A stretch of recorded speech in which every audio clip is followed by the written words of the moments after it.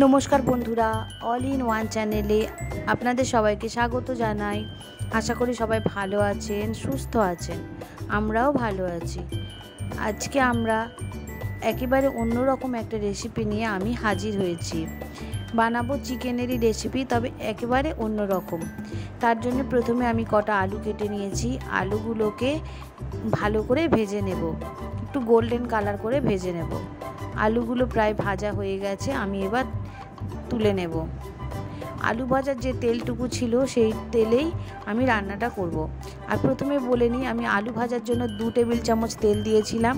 ওটা ভাজার পরে 1 টেবিল চামচ তেল ছিল, তাতে আমি আরও 1 টেবিল চামচ বাটার দিয়েছি। আজকে রান্নাটা আমি বাটার দিয়ে তেল দিয়ে করব, তবে পরিমাণে খুবই কম, খুব বেশি দেব না।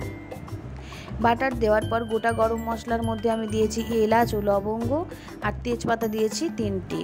দিয়ে ভালো করে একটু ভেজে নেব। যখন সুন্দর একটা স্মেল আসবে তখন কুচিয়ে রাখা পেঁয়াজটা আমি দিয়ে দেব। পেঁয়াজ নিয়ে নিয়েছি প্রায় 300 গ্রামের মতো।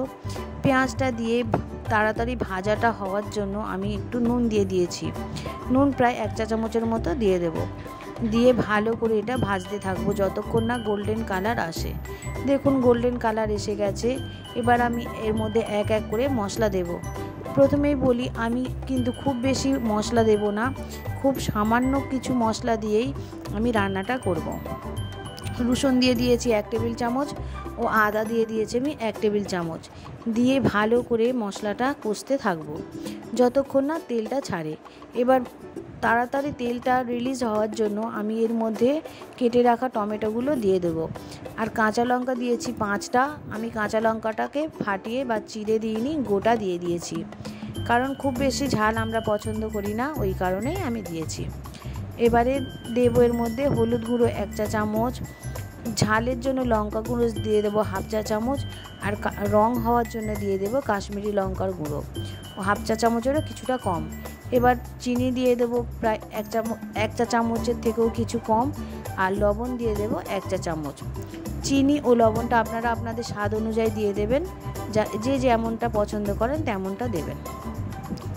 মশলাটা কষার সময় তলায় যাতে না লেগে যায় সেই জন্য অল্প সামান্য জল দিয়ে দিয়ে মশলাটা আমি কষে নিয়েছি। এবারে মুরগির মাংসে একটা কেমন গন্ধ থাকে, সেই জন্য আমি মশলাটা কষার সময় খুব অল্প পরিমাণে গরম মশলা দিয়ে দিয়েছি। এই মশলাটার সঙ্গে গরম মশলাটা দিলে তাহলে আর গন্ধটা থাকবে না। এবারে কেটে পরিষ্কার করে রাখা মাংসটা আমি এর মধ্যে দিয়ে দেব। দিয়ে পুরো মশলাটার সঙ্গে মিশিয়ে নেব।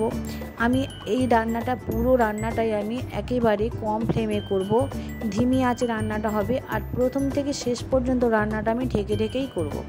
দেখুন প্রথমে আমি ঢেকে রেখেছিলাম 7 মিনিটের জন্য। 7 মিনিট পর যখন খুলবো দেখুন কতটা মাংস থেকে জল বের হবে। আমি জল খুব একটা দেব না, একেবারে শেষে গিয়ে অল্প সামান্য জল দেব। আবারও ঢেকে রান্না করব। আমি যত ঢেকে ঢেকে ধিমি আঁচে রান্না করব তত মাংসের ভিতর থেকে জলটা বের হবে, তত রান্নাটা খেতে ভালো হবে।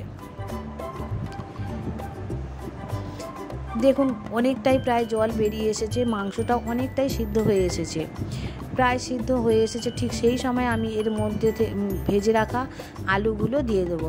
ভেজে রাখা আলুটা দিয়ে আবারও ঢাকা দিয়ে রাখবো প্রায় 10 থেকে 15 মিনিটের মতো। 10-15 মিনিট পর যখন ঢাকাটা খুলবো তখন দেখুন মশলাটা দেখুন অনেক তেলগুলো বেরিয়ে এসেছে আর খুব ভালোভাবে গ্রেভি হয়ে এসেছে। ঠিক এই সময় আমি জল দেব 1 গ্লাসের মতো।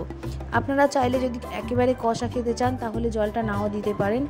আমি যেহেতু ভাতের সঙ্গে এটা খাবো সেই জন্য একটু সামান্য জল দিয়েছি। এবারে দেব আমি এর মধ্যে, যখন ঝোলটা ভালোভাবে ফুটে যাবে ঠিক সেই সময় এর মধ্যে দিয়ে দিতে হবে কারি পাতা। 2টো কারি পাতা নিয়ে আমি এর মধ্যে দিয়ে দিয়েছি। দিয়ে কারি পাতাটা দিয়ে ভালো করে নেড়ে চেড়ে দিয়ে আবারও ঢাকা দিয়ে রাখবো প্রায় 10 থেকে 15 মিনিটের মতো। 10 মিনিট ঢাকা দেওয়ার পর আবার দেখুন তরকারিটা প্রায় হয়েই এসেছে। এরকম পর্যায়ে আমি নামিয়ে নেব, কারণ নামিয়ে নেওয়ার পর ঝোলটা আরোটা কমে যাবে, আলুর মধ্যে টেনে নেবে, তাই আমি এরকমভাবে নামিয়ে নেব। দেখুন মাংস রান্নাটা হয়ে গেছে। চাইলেই বাড়িতে আপনারা এইভাবে একদিন রান্না করে দেখতে পারেন।